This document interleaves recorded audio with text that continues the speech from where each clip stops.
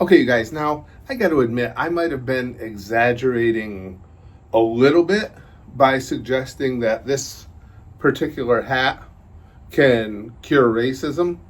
I mean, certainly I wish that were the case, but the reason I brought it up that way is what wearing this hat has done is just driven home for me a bigger realization and a satisfying and pleasing bigger realization. And I kind of wanted to share it with you guys. And it, I think it's kind of cool that something like this is what inspired it. Now let me explain to you really first, or quickly first, what this hat is. It's a Pittsburgh Pirates hat. And again, I know we have people that watch videos from all over the world. The Pirates are a Major League Baseball team.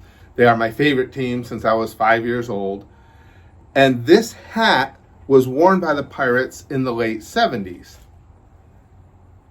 I've never had, you guys know I wear all these crazy, weird t-shirts and everything. I'm a t-shirt fanatic. I've never worn a piece of clothing that gets more comments continuously than this hat. And the reason for it is they're not seen anymore. As a matter of fact, this one has had it, but I cannot find a replacement for it, and I refuse to give it up, especially for my giant freak head. As you can see, I have to have the snapbacks, and I got it on the last one, and even then it still barely fits because, I'm a mutant. But this hat, so many people will come up to me and say, oh, old school, oh my God, the Pirates hat from... It's just that it brings back memories, and I know what you're saying. It's like, okay, cool, Curtis, you and a bunch of other old people get together and sing Kumbaya over your hat. What does that have to do with racism?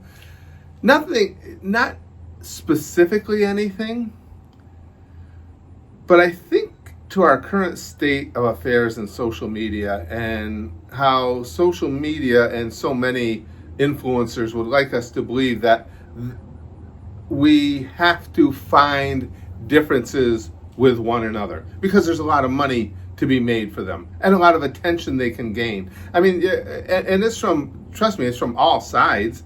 You go on X Twitter now and you're going to see somebody talking about black fatigue, which is as stupid and as racist as it comes.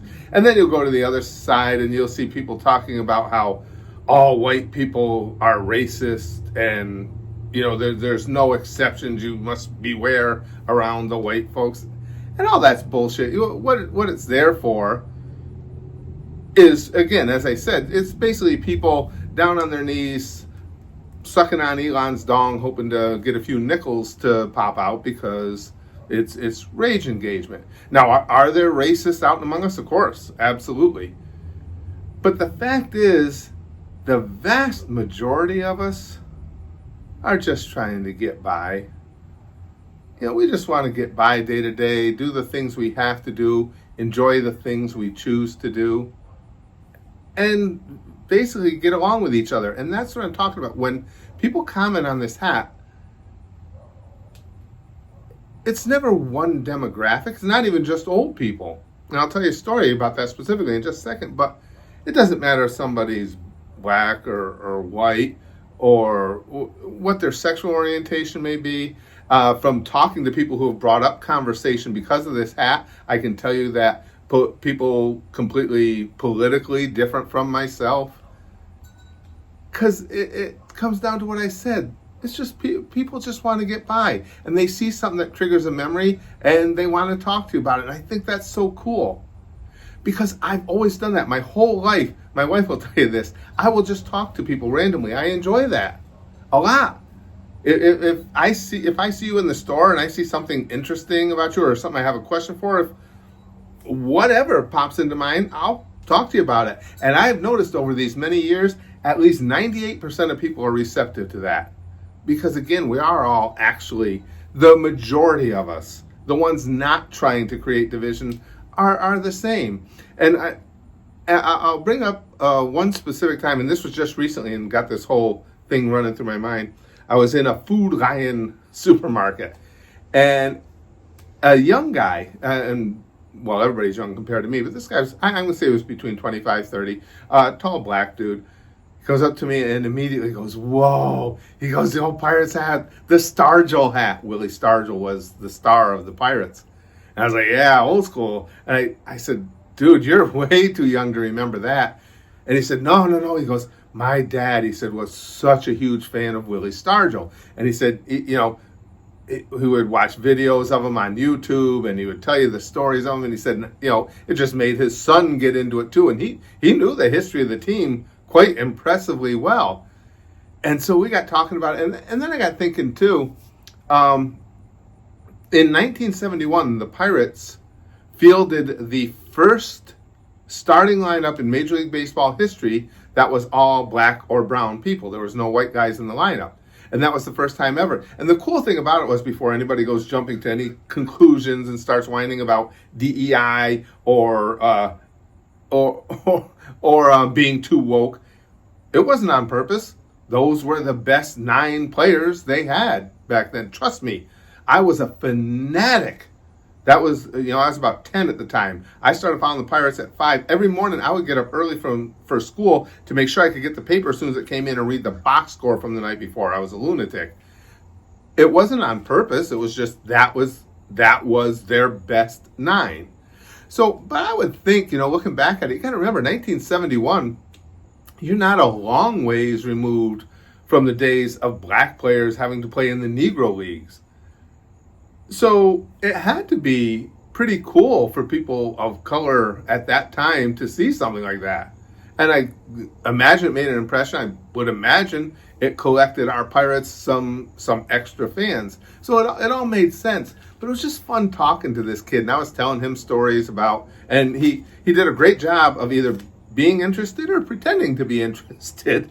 I was telling him how I lived in upstate New York, and on a clear night, I could get the KDKA broadcast of the Pirates games in Pittsburgh, and I would listen to the games, and he would tell me things about his dad doing similar stuff, and it was really cool. And that's why the title of this video. I can't tell you how many people I've got to have great conversations with just because of the nostalgia of this hat. And it isn't just older people, predominantly, of course, but not just older people. And that's what got the wheels spinning, that, guys, we all get absorbed, or most of us get absorbed into social media too much, myself included at times. Remember, there's no reality to social media. A majority of people on there, especially the ones with the biggest followings, are there to try and stir shit. And they're trying to give you an impression of the world that is inaccurate. Because, again, it might make them a few nickels. I can't stress this enough. We all just want to get by. And it's just like I've told you, my whole adult life, I will just go up and talk to people. I like doing that. It's fun. I'll finish this with a couple of stories of doing that. One was just funny. The other one was probably as polar opposite. If you were to looking at somebody, at 2 people, and what you would expect they are from their appearance. You couldn't have had 2 different people than me and this other person. But the first one, I'll tell you, always made me laugh. It was Brian Kelly. I'm also a huge Notre Dame fan. Where's my Notre Dame tattoo? Always been a huge Notre Dame football fan. This was right after the Fighting Irish of Notre Dame, had hired Brian Kelly to be their new head coach. So I'm standing, was it a market again? I do a lot of talking to people in markets. Well, you're just standing there in line, you got nothing else to do. And this tall, thin dude was in front of me, and I see it said Irish on the back of his hat. And when he turned towards me, we have the leprechaun as a mascot, but also, because of the Fighting Irish, a lot of times it's just a shamrock. And he had the shamrock on the front of his hat. So I'm standing there, and I said to him, he had turned and looked at me, and we just kind of nodded at each other. I said, hey, what do you think of the Kelly hire? And he just looked at me with utter confusion. And I said, Brian Kelly, I don't know if you heard, the Irish just hired Brian Kelly to be the new head coach, the guy from Cincinnati. What do you think?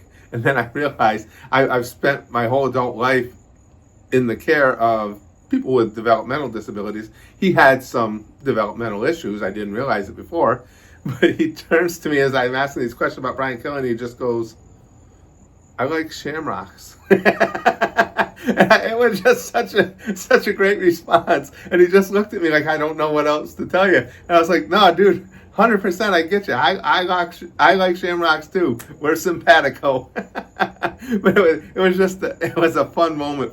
Maybe the retelling isn't as fun, but to me it was a great moment. It was, I like Shamrocks. I mean, you know what? That makes sense. If you like Shamrocks, that would be the hat you would buy. But then the other incident with two people that, again, if you just looked at us, you couldn't see more disparate people. I'm an old white guy. And that was another one of my points. That's one of the things I love, that it doesn't matter with the hat or with anything else. People don't care that I'm an old white guy and that if you listen to social media, I'm supposed to be racist against everybody else because that's what old white boomers do. I have people of different, as I said, different colors, different creeds all the time coming up to me about this hat. And so one day, this was in Burger King, and the person waiting on me, now I don't know if they identify as male or female to describe, it was definitely someone who was certainly strongly appeared to be born male, but was obviously intentionally giving themselves traditionally female features, dress, so on and so forth. Very super nice person. So I don't refer to he or she because I don't know. It never came up how they refer to themselves. But fantastic person, deep voice, But as this person was getting my food together and everything, I noticed they had these long fingernails, and the artwork on those fingernails was insane. I mean, it was so intricate and weird, and they were really long. So as they were handing me my food, I said, holy crap. I said, those nails are amazing. And this person says, oh, yeah, thanks. I work really, really hard on these, sculpting them and everything. I said, those aren't fake. He goes, no. I'm saying that just because he had a deep voice. He or she said, no, these are my own. I was like, get out of here. I said, wow. I said, how do you, and it became a whole conversation. There was nobody else in the restaurant. And this is what I like. It was just organic. I said, how do you do that though? I said, how do you work cash register and all that? He goes, oh no. He said, that's a trip. You got to learn. You retrain yourself to do everything. I said, wow, I said, you're basically Wolverine. You're a superhero. And this person says, well, he goes, yeah, that's a downside too. He said, think about it. And I'm paraphrasing, it was a while ago. He said, think about it. You're asleep and like a fly lands on your forehead, and in your sleep you go, poof. He goes, yeah. Or she goes, yeah, someday I could end up without an eye. And I hadn't thought of it from that perspective. But yeah, I could see where that would be a concern. But it didn't even hit me at the time because I was just interested in this person's nails. I thought they were amazing looking. But it hit me as I got outside. It's just what I said. We're all just trying to get by. It doesn't matter what I look like. It doesn't matter what this person looked like. There was something interesting about them, and it was fun to talk about. And this person was an amazingly personable person. Just such a fantastic demeanor and attitude. So, in conclusion, no, this hat itself can't cure racism. But the whole point of this is, don't let the make-believe world of social media make you think that the vast majority of us have any type of ill will towards anybody else for any pre-existing conditions, skin colors, sexual orientations, everything, because we just don't. We all just want to get by.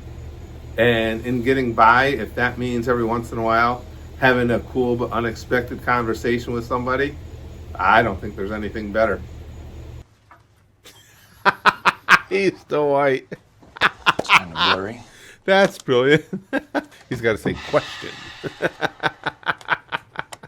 Question. There we go. What kind of bear is best? Bears beats Battlestar Galactica. Bears do not. What is going on? I need sleep. I'm a success now. I'm trying so hard not to sleep. You need sleep. Stop hitting the stick. This is the plan. This is Stop the one. hitting You me with the stick. That was the one. You little bitch. And then Charlie was like, oh, shit, that stick was ass. And then Frank was like,